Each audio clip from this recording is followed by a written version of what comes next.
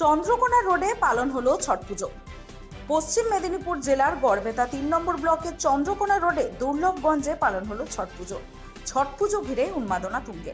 হিন্দুদের এই পুজোর উৎপত্তি কিভাবে হয়েছিল তার কোনো স্পষ্ট নিদর্শন পাওয়া যায় না, কিন্তু কিছু পৌরাণিক আখ্যানে ছট পুজোর নীতি নিয়মের সঙ্গে মিল থাকা উৎসব দেখা যায়। ঋগ্বেদের শ্লোক সমূহে সূর্য বন্দনার স্পষ্ট নিদর্শন আছে। ভারতীয় সভ্যতার সঙ্গে গ্রিক, রোমান, মিশরীয় ইত্যাদি সভ্যতা সমূহে সূর্য মুখ্য দেবতা ছিলেন। সেইভাবে উষাও বৈদিক দেবী। বেদে উল্লেখ থাকা মতে তিনি হলেন পূর্বের দেবী এবং অশ্বিনী কুমারদের মাতা। অগ্নি, সোম ও ইন্দ্র দেবতার পরে তিনি হলেন অন্যতম উল্লেখযোগ্য বৈদিক দেবী। রাত্রি হলো তার ভগ্নী, যাকে হয়তো পরে পৌরাণিক যুগে সন্ধ্যা বা ছায়া রূপে কল্পিত করা হয়েছে।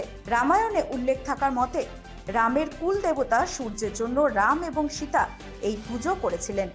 মহাভারতে উল্লেখ থাকা মতে দ্রৌপদী ধম্ম ঋষির উপদেশ মতে সূর্যকে আরাধনা করে অক্ষয় পাত্র লাভ করেছিলেন।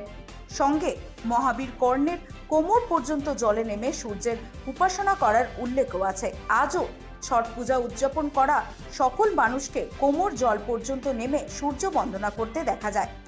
অন্য এক আখ্যান মতে পাণ্ডু ঋষি হত্যার পাপের প্রায়শ্চিত্তের কারণে পত্নী কুন্তির সঙ্গে বনে থাকায় পুত্র প্রাপ্তির জন্য সরস্বতী নদীর পাড়ে সূর্য উপাসনা এবং ব্রত করেছিলেন। পুরাণ মতে প্রথম মনু প্রিয়বতের কোনো সন্তান ছিল না, তাই তার পিতা কাশ্যপ মুনি পুত্রেষ্টি যজ্ঞ করতে পরামর্শ দেন। এর ফলে তার পত্নী মালিনী একটি মৃত পুত্রের জন্ম দিয়েছিলেন। মৃত শিশু দেখে তারাও বিলাপ করতে থাকায় আকাশ থেকে এক দিব্য কন্যা প্রকট হয়। তিনি নিজেকে ব্রহ্মার মানস পুত্রী বলে পরিচয় দিলেন এবং মৃত পুত্রকে স্পর্শ করার সঙ্গে সঙ্গে সে জীবিত হয়ে উঠেছিল। এখনো উষা দেবী বা ছটি মায়ের মূর্তি কোলে কিছু থাকা অবস্থায় কল্পনা করা হয় এবং পুত্র প্রাপ্তির জন্য ব্রত উপাসনা করা হয়। তদুপরি লৌকিক দেবী হিসাবে অন্য বহু লোককথা আখ্যান হিসাবে মানুষের মুখে মুখে চলে আসছে। ছট পূজা কোনো মূর্তির উপাসনার স্থান নেই। এতে ডুবিত এবং উদিত সূর্যকে পূজা করা হয়। আজকাল পূজা অনুষ্ঠিত করা কমিটিগুলিকে সকল ঘাটের কাজের সূর্যের মূর্তি প্রতিষ্ঠিত করতে দেখা যায়। পূজার দুদিন আগে লাউ ভাত এবং একদিন আগে দুধ ভাত খাওয়ার পর ৩৬ ঘন্টার এক কঠোর ব্রত পালন করতে হয়। পুজোয় সম্পূর্ণ সাত্ত্বিক নৈবেদ্য ইত্যাদি কুলো, ডালা বা পাঁচিতে রেখে উৎসর্গ করা হয়।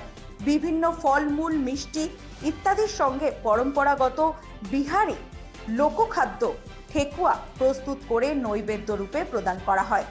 এই সময় নুন মশলা বর্জিত সম্পূর্ণ নিরামিষ খাদ্য গ্রহণ করা হয়। পুজোর শেষে আত্মীয় স্বজন প্রতিবেশীদের প্রসাদ বিতরণ এই পুজোর অন্যতম নিয়ম। এই পুজোয় অনেককে বাগড়ি নদীর ঘাটে গিয়ে পুজো করার দৃশ্যও দেখতে পাওয়া যায়। বর্তমানে এই পুজো এক সর্বজনীন রূপ পেয়েছে। বিভিন্ন ভাষাভাষী ধর্ম সম্প্রদায়ের মানুষ এই পুজোর মাহাত্ম্য উপলব্ধি করে পুজোয় সামিল হতে শুরু করেছেন। 4 দিনের এই ব্রতের প্রথম দিনে ব্রতধারী বাড়ি ঘর পরিষ্কার করে স্নান সেরে শুদ্ধাচারে নিরামিষ ভোজন করা হয়। পরের দিন থেকে উপবাস শুরু হয়। ব্রতী দিনভর নির্জলা উপবাস পালনের পর সন্ধ্যায় পূজার শেষে ক্ষীরের ভোগ গ্রহণ করা হয়। তৃতীয় দিনে নিকটবর্তী নদী বা জলাশয়ের ঘাটে গিয়ে অন্যান্য ব্রতীর সাথে অস্তগামী সূর্যকে অর্ঘ্য অর্থাৎ দুধ অর্পণ করা হয়। ব্রতের শেষ দিনে পুনরায় ঘাটে গিয়ে উদীয়মান সূর্যকে পবিত্র চিত্রে অর্ঘ্য প্রদানের পর উপবাস ভঙ্গ করে পূজার প্রসাদ রূপে সাধারণত বাঁশ নির্মিত পাত্রে গুড়, মিষ্টান্ন, ক্ষীর, ঠেকুয়া, নাড়ু এবং আখ, কলা, মিষ্টি, লেবু প্রভৃতি ফল জনসাধারণকে প্রসাদ হিসাবে দেওয়া হয়।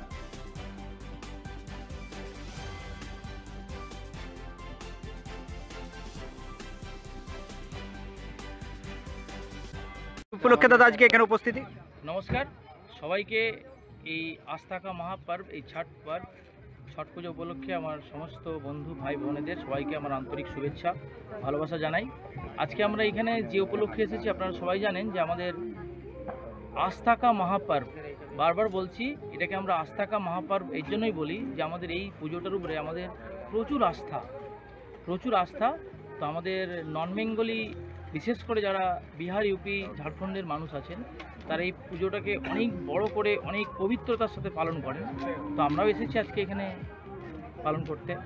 বিশেষ করে এই পুজোটাতে আমরা সূর্য দেবতা এবং ছঠি মাইয়া দুজনকে আমরা পুজো করি এবং আমাদের সমস্ত দেশবাসী বা সমস্ত মানুষের মনস্কামনা এবং আমাদের ঘর পরিবার যেন সুখ শান্তিতে থাকে, সকলের বাড়িতে সুখ সমৃদ্ধি বিরাজ করে, তার জন্য মঙ্গল কামনা করে আমাদের এই পুজোটা হয়। আপনার নাম? আমার নাম বিজয় সিং।